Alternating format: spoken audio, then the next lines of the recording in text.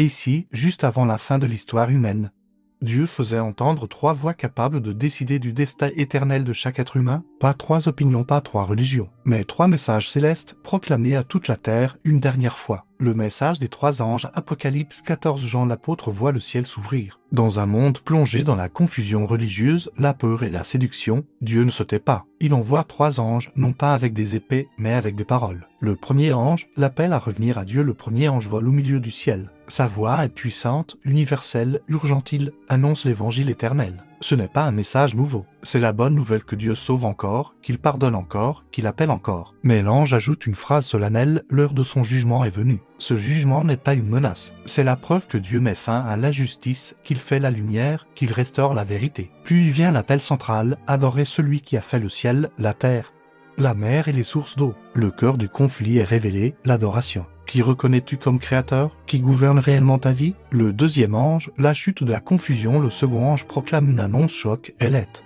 tombée, Babylone la grande. Babylone n'est pas une ville ordinaire. Elle représente un système religieux corrompu, une foi mélangée, une vérité altérée. Babylone promet la sécurité spirituelle, mais donne l'illusion. Elle parle de Dieu, mais refuse son autorité. Elle offre un évangile confortable, mais sans transformation. Dieu déclare, ce système est tombé. Non parce qu'il manque de puissance humaine, mais parce qu'il a perdu la vérité. C'est un appel silencieux mais clair, sort de la confusion, revient à la parole. Le troisième ange, l'avertissement final. Le troisième ange élève la voix plus fort encore. Son message est le plus sérieux jamais proclamé. Il parle de la bête, de son image et de sa marque. Ce n'est pas d'abord une question de technologie ou de politique, c'est une question de loyauté spirituelle. Recevoir la marque, c'est choisir un système humain à la place de Dieu. C'est adorer sans obéir, c'est préférer la pression du monde. À la vérité divine, Dieu n'oblige personne. Mais il avertit avec amour, chaque choix a une conséquence éternelle. Le peuple fidèle, la vision se termine par une description claire. Voici la persévérance des saints. Ils gardent les commandements de Dieu et ils ont la foi de Jésus. Voilà le peuple de la fin des temps, pas parfait, mais fidèle. Pas sauvé par les œuvres, mais transformé par la foi. Pas emporté par la foule, mais ancré dans la vérité. Conclusion forte, les 3 anges ne parlent pas seulement du futur.